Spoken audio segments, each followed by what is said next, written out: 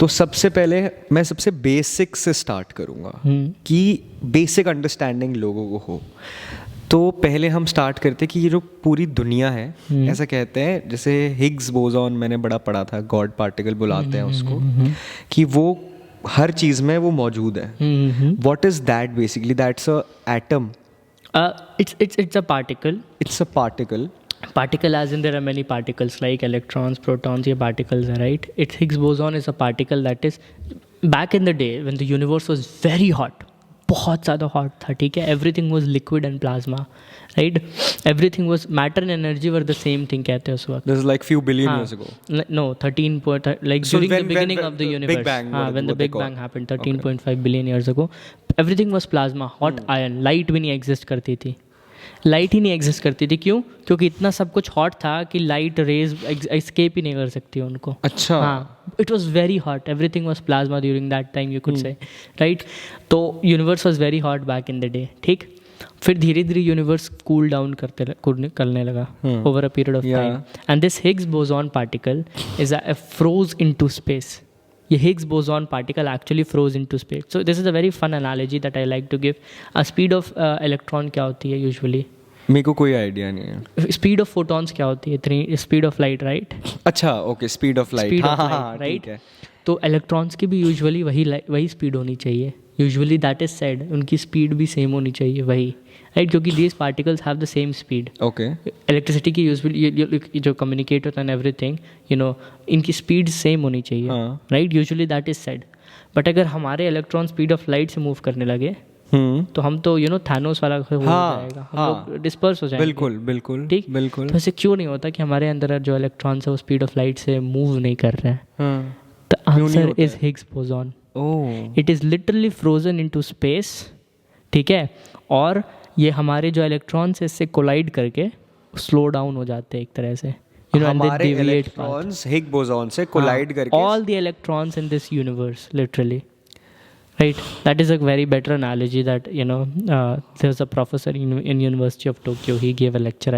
I studied from him. So उन्होंने ये बहुत अच्छा analogy दे के बताया. जब क्या नाम है वो लार्ज हाइड्रॉन कोलाइडर में इसको हिग्स बोसॉन को क्रैश, मतलब जो दो पार्टिकल्स को क्रैश कराते वो दो पार्टिकल्स क्या थे? दो प्रोटॉन्स थे. दो प्रोटॉन्स. अब मुझे बताओ अंदर ही से हमें प्रोटॉन एग्जैक्टली होता क्या है? Proton is like just a positively charge, हम कहते हैं, right? Positively charged, but you could say it is made up of something more fundamental known as quarks. Quarks. एक प्रोटॉन के अंदर 3 क्वार्क्स होते हैं, 2 अप क्वार्क, 1 डाउन क्वार्क. तो उसके ऊपर ओवरऑल पॉजिटिव चार्ज आता है, राइट? एक प्रोटॉन और इलेक्ट्रॉन के अंदर 3 क्वार्क्स होते हैं, राइट? एटम क्या हुआ फिर?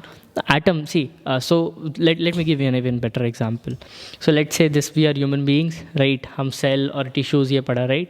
टिश्यूज़ के अंदर हम सबसे बड़ा जो स्ट्रक्चर आता है molecules.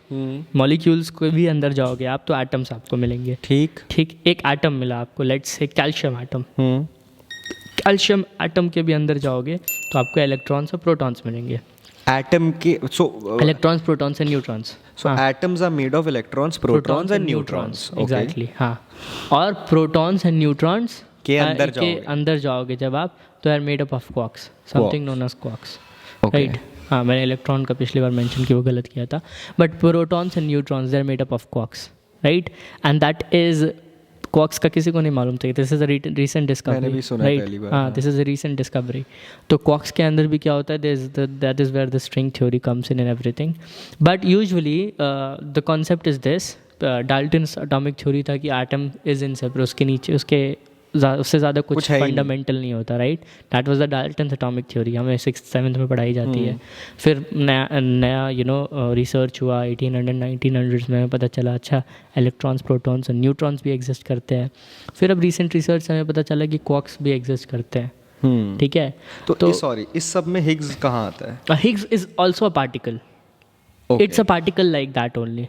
Like there are many particles that exist in the universe. But till now what I thought and read was Big Bang Theory मैंने देखा था, उसमें भी बार बार हिग्स बोसॉन का नाम आता था. मुझे लगा था कि हर चीज़, ऑफ कोर्स हर चीज़ के अंदर हिग्स बोसॉन है, बट उसको गॉड पार्टिकल क्यों बुलाते हैं फिर? इसीलिए गॉड पार्टिकल, क्योंकि अगर वो नहीं होता तो वो हमारे इलेक्ट्रॉन स्पीड ऑफ लाइट से मूव करने लगते हैं. तो मतलब अभी भी वो फ्रोजन है? हाँ, वो literally everywhere around me it's frozen. अगर वो फ्रोज नहीं होता, ठीक है, तो I would have been that Flash. Like चुटकी, I would have been dispersed, right, God. Kind of like that thing. इसीलिए उसे गॉड पार्टिकल कहते हैं. अगर गॉड पार्टिकल नहीं होता तो कोई भी यूनिवर्स में हम जो भी चीज़ें देखते हैं, everything, no matter would have ever formed.